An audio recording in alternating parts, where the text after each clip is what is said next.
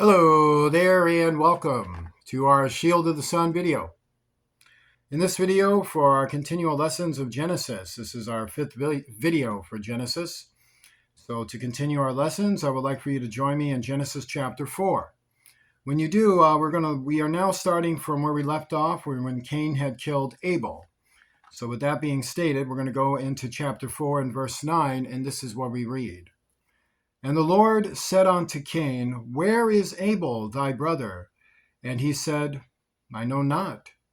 Am I my brother's keeper?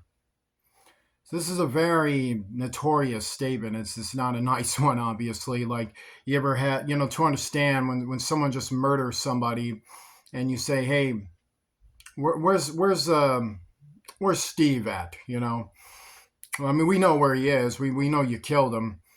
You want to tell us where he is? I don't know. He belongs to me anyway. What do you care? He's saying, I have the right to kill my brother. That's what he's saying. So yeah, I know you know where Abel is.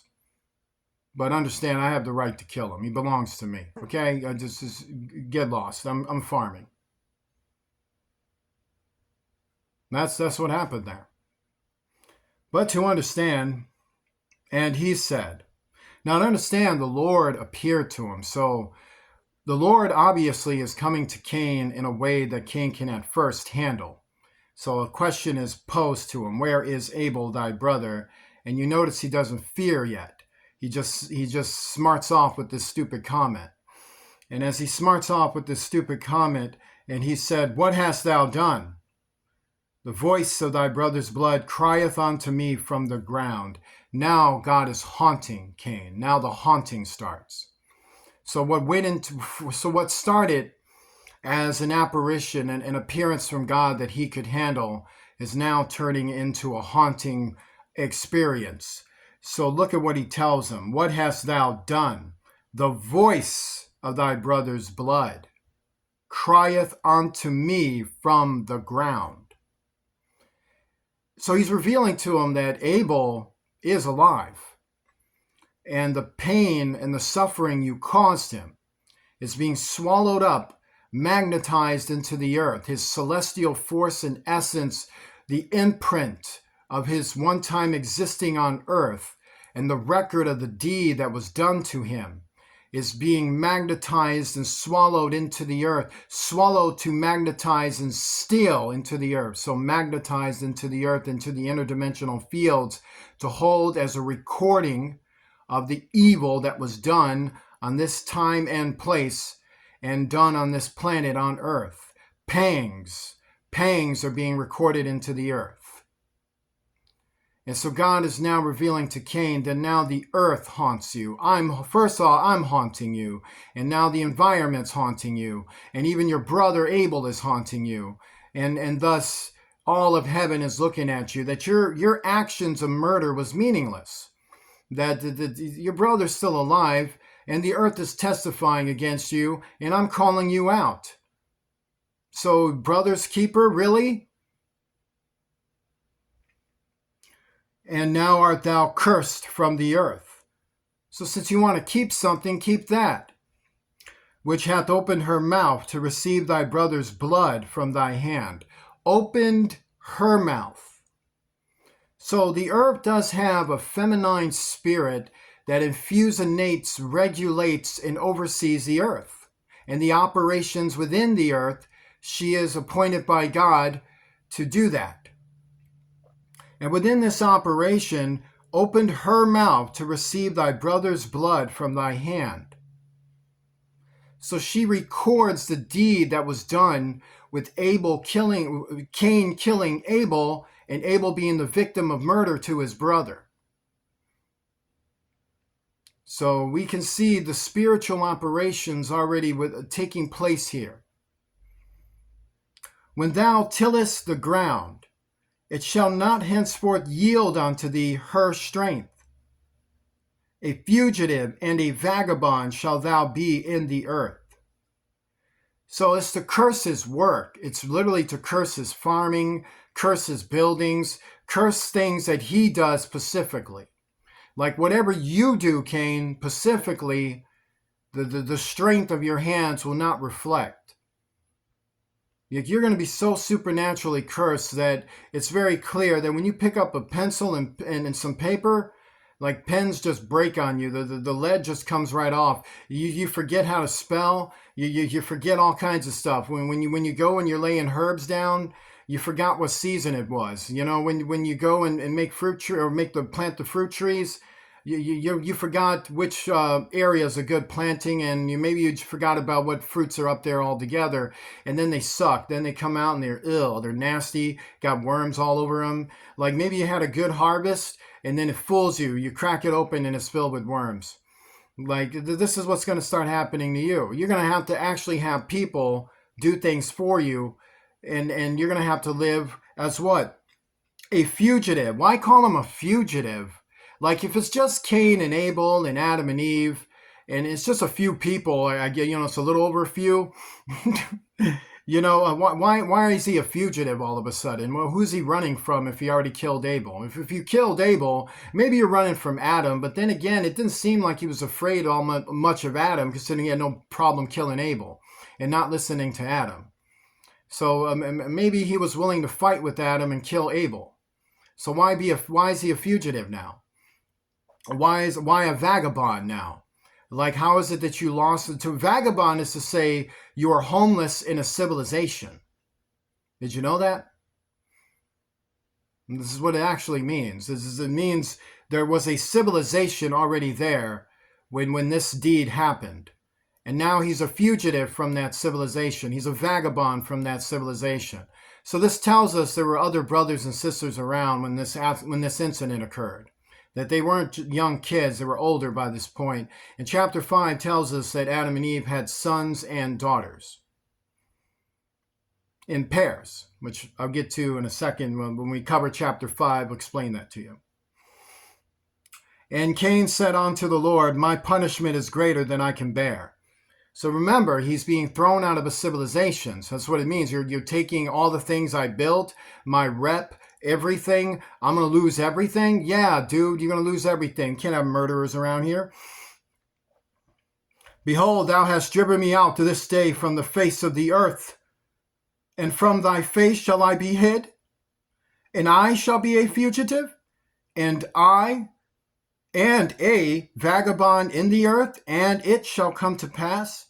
Now listen carefully to what he says here, that every one that findeth me shall slay me. So remember, he just killed Abel, so who's he afraid of if he ain't afraid of Adam or Eve? Other brothers and sisters that'll come and wreck his world for what he did. Like, can you imagine that? It's like you're out there, and it's like, what happened with Cain? What happened with Abel? What happened? Cain killed Abel. What? The law says you're not supposed to kill. Those that kill, you got to get stoned. Where's he at? Yeah, they're gonna want to come after him. It's like, no, we're not letting you get away with that. No, give me that. We're gonna come over and take care of that. So he knows that. Look at what he's saying. Behold, thou hast driven me out this day from the face of the earth. And before that, he says, my punishment is greater than I can bear. It's greater than you can bear? I mean, you're not getting killed out here. This is greater than you can bear. But to understand, there are some punishments worse than death, worse than instantaneous death. Like, to understand, for Abel, after he was dead, all his problems were over. He went straight into heaven. But it was still wrong. It was still disgusting and sick. He still had brothers and sisters that would have loved his company, needed him. And the pain he caused his parents and the pain he caused his family, meaning Cain, was severe. But there is worser things than death. And that's one of them. And now that's what's happening to Cain. And deservedly so. Deservedly so. But he is clearly afraid for a reason. He's afraid that other people will track him down and kill him. And the Lord said unto him, therefore whosoever slayeth Cain, look at how the Lord just put it, whosoever, shall be taken on him sevenfold. So now if I'm that brother, it's like, yep, this right here is for Cain, got the shotgun. No, I'm going to use this machine gun on him and waste the magazine and Did you say sevenfold, Adam? Because yes, God said sevenfold. You touch that idiot, and what happens is that God will kill you sevenfold. You'll be a sevenfold idiot for killing this idiot. Please don't be idiots, sons and daughters. I want you to be smart and intelligent, and let this idiot run, and he'll learn his lesson. Okay? He's a murderer. He's a destroyer. He's a vagabond. He's all manner of wicked things. So I don't want any kind of problems with him. Okay? We don't need anything in our family. I don't want any curses. Understood? All right, disarm. I ain't trying to get that. Nope. Pray for him. Pray for him. And the Lord set a mark upon Cain, lest any finding him should kill him, confirming what I'm saying. So what's this mark about? Set a mark upon Cain. Meaning he put something on Cain, something extraordinary, something that was not part of his human development, not part of his human physiology. It was not part of that. It was a separate supernatural sign, and it was set a mark upon Cain. So was it actually on his forehead? Was it actually there? Well, to understand, it was something that was visible, visibly seen, that gave this terrifying sign, which caused people actually to be afraid of Cain. That when people saw Cain, they saw this supernatural, horrifying thing. They probably was some kind of grotesque tree hanging out of his head, and it was just like hanging down there, and maybe it turned into a snake and spit at people. But to understand, this horrifying, beastly apparition was put upon Cain, and it became his affliction and his possession. He had affliction, and then this was the start of demonic possession. Cain became demonically possessed. Set a mark upon Cain that was demonic, lest any finding him should kill him, in adjacent with the curse, with Cain embracing Satanism, getting this mark. He's now demon possessed. He is the first person, first of mankind to become demonically possessed, is what happened. And Cain went out from the presence of the Lord, and dwelt in the land of Nod, on the east of Eden. So the land of Nod, and remember the whole world is different. So we can't go with North America, South America, Asia, Africa, Middle East. These things and the way it looks didn't exist then, but the lands existed. So to understand, but they had more additional lands and more different environments. It was a whole other place. But to understand where he went was in areas today we call Asia, but had a whole other different look and feel. And it wasn't even called Asia, it was called Nod back then. And it was in the direction of the east. And Cain knew his wife, and she conceived and bare Enoch. And he builded a city, and called the name of the city after the name of his son Enoch. And unto Enoch was born Irad, and Irad, if you like, begot Malajael, and Malajael begot Methiosel, and Methiosel begot Lamech. So I probably said someone's name wrong. I'll get whacked with it later, but to understand it, Cain had a son. He built it a city, and we'll reserve what happened with his civilization for the next video. With that being stated, join me in a prayer. Our Father, who art in heaven, hallowed be thy name. Thy kingdom come, thy will be done, on earth as it is in heaven. Give us this day our daily bread. Forgive us of our debts, as we forgive those who are our debtors. Lead us not into temptation.